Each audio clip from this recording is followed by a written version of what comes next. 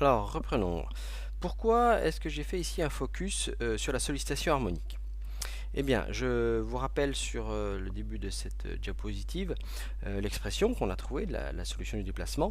Et je vous demande d'observer maintenant le terme ici qui est en facteur de phi. Si à notre système, on impose une pulsation propre, qui correspond au grand oméga, c'est ce que l'on impose au système. Si on impose cette pulsation qui est proche de la valeur petit oméga i, alors que se passe-t-il? Le dénominateur va tendre vers 0, et cela signifie que cette quantité, donc ce rapport, va tendre vers une valeur très grande, vers l'infini. Donc ça signifie en fait que ce terme-là, dans votre signe somme, va être grand devant tous les autres termes. Je vous rappelle que ce terme-là représente le QI de t. Donc ça signifie que le QI de t sera très grand devant tous les autres QJ de t. D'accord? Voilà. Donc, c'est ce que j'ai écrit. Lorsque le grand oméga est peu différent du petit oméga i, alors le QI de t devient très grand devant les QJ de t. Ça signifie que ce signe somme en fait peut être simplement réduit au terme QI de t qui est très grand devant les autres. D'accord? Donc le signe somme disparaît et ce terme-là va être prépondérant devant tous les autres. Alors ça doit vous rappeler quelque chose qu'on a vu avec les systèmes degrés à 1 degré de liberté. C'est-à-dire qu'ici en fait on observe la résonance mais sur le mode I. Donc un système à n degrés de liberté peut admettre n résonances. D'accord? Donc le déplacement devient important. D'accord? La déformée du système est celle qui correspond au mode I. Et donc ce mode, ce QI de t, est prépondérant devant tous les autres. C'est ce qu'on appelle la résonance sur le mode I. Alors je vous ai fait une illustration ici qui est relativement simple. Hein. Je me suis placé dans le cas où je trace ce rapport là, que vous retrouvez ici. En fonction de oméga i, évidemment, quand le grand oméga est égal au petit oméga i, bon, on a en fait cette quantité qui tend vers l'infini, qui va être très grande devant les autres. Alors, on va passer maintenant aux vibrations libres et amorties.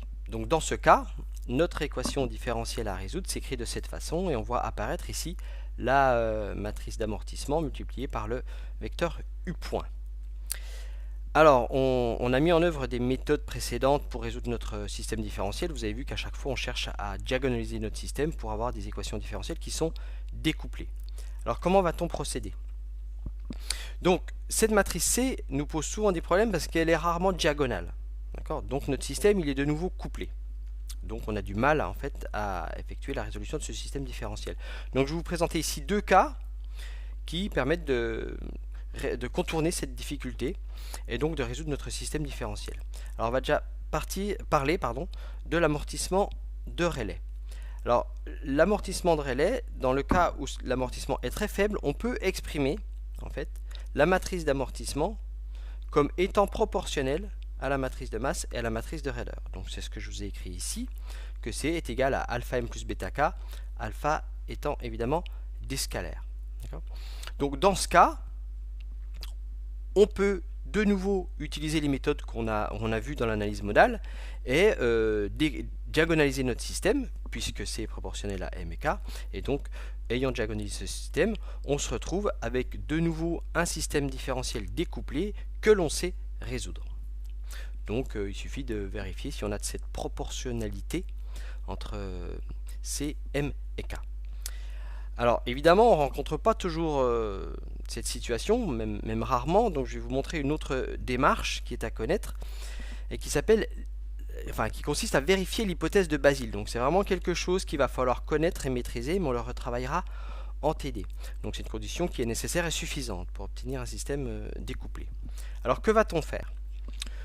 On va déjà évidemment vérifier si on ne satisfait pas à l'hypothèse de Rayleigh, et dans ce cas, on va chercher à savoir si la matrice M-1C et la matrice M-1K ont la même base propre. Alors pourquoi on s'intéresse particulièrement à ces deux matrices, M-1C et M-1K? Eh bien, reprenons notre système qu'on est amené à résoudre. M seconde plus CU point plus KU est égal à 0.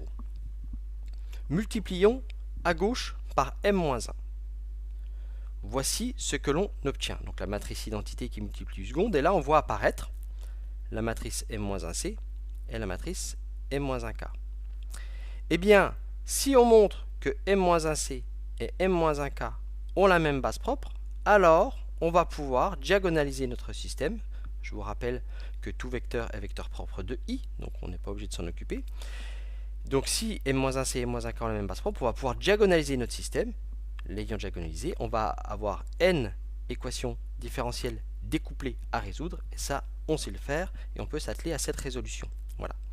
Donc, pour que ce système soit découplé, je vous rappelle, je vous écris ce que je viens de dire à l'oral, il suffit que la matrice m-1c et m-1k soient diagonalisables, d'accord? Donc qu'elles aient la même base propre. Donc on va faire des exercices sur ce point, et il faudra vraiment être à l'aise avec cette méthode qui est relativement robuste. Voilà, j'en ai terminé avec le cours sur les systèmes discrets, donc suite au prochain épisode où on va voir les leçons sur les milieux continus.